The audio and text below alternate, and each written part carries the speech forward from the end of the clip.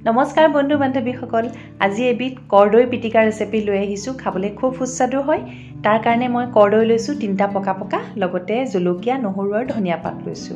এটা প্ৰথমে কৰদৈ কেইটা পুৰি লম ইদৰে এখন মই জালনা পাতিলো ইয়াতে আপোনালোকে লোহাৰৰ চাকনিও ব্যৱহাৰ কৰিব পাৰিব আৰু এতিয়া ইয়াতে কৰদৈ কেইটা দি দিছো পুৰি লম যেহেতু পুৰিলে গোন্ধটো খুব ধুনিয়া হয় আৰু এই পিটিকাখন খাবলৈ বিৰাট ভাল লাগে এয়া এদৰে মই কৰদৈ কেইটা পুৰি লৈছো দুইটা সাইডৰ পৰা এয়া চাওক এদৰে পুৰি ললো এতিয়া তাতে মই নহৰু এটা দিছো হেতু পুৰি লম আৰু লগতে দুটা পকা জলকীয়া ঠিক একেদৰে পুৰি লম তেতিয়া গোন্ধটো বহুত বেছি ভাল হয় এয়া পুৰি লোৱা হৈ গৈছে এতিয়া খুব ভালদৰে এদৰে মই কোলা অংশ অতৰাই সাফা কৰি লম এয়া এদৰে সাফা কৰি প্ৰস্তুত কৰি ললো এতিয়া এটা খুন্দনাত মই অকনমান খুন্দি দিম এদৰে কৰদৈটো মিহি মিহিকে কাটি দিলো আপোনালোকে হাতেৰেও মোহাৰিব পাৰে কিন্তু মই খুন্দনাত খুন্দি দিম লগতে জলকীয়া কেইটা দি দিছো পুৰি লোৱা আৰু ধনিয়া পাত দিছো নহৰু দিছো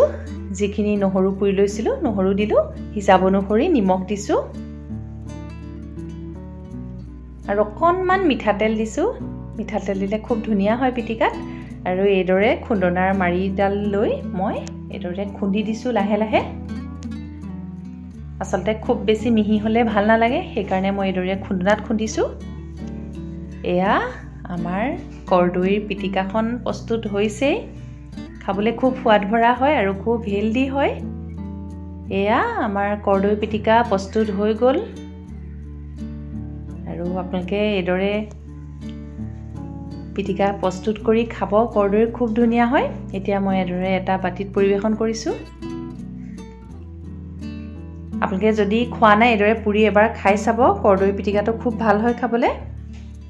আশা কৰিছো আজি ৰেচিপিটো আপোনালোকৰ ভাল লাগিব আৰু মই ইয়াত অকনমান ধনিয়া পাতেৰে গাৰ্নিশ কৰি দিছো তেতিয়া আসলতে দেখিবলৈ ভাল লাগে অকনমান ধনিয়াৰ ফুল এটাও দি দিছো সজাই দিলে বস্তুবোৰ দেখি ভালে লাগে আসলতে এতিয়া প্ৰস্তুত হৈ যোৱা পিটিকাখন আপোনালোকে জুতি লব গৰম গৰম ভাতৰ লগত ৰুটিৰ লগতো খাব পাৰে আৰু এদৰে দুটুকুৰামান কৰদৈও কাটি মই সজাই দিছো আৰু এদৰে মই বিভিন্ন ধৰণৰ ৰেচিপি লৈ আহি থাকিম আপোনালোকে চাই থাকিব আপোনালোকৰ ধুনিয়া ধুনিয়া কমেন্টবোৰ কৰিব আজিলৈ আহো ধন্যবাদ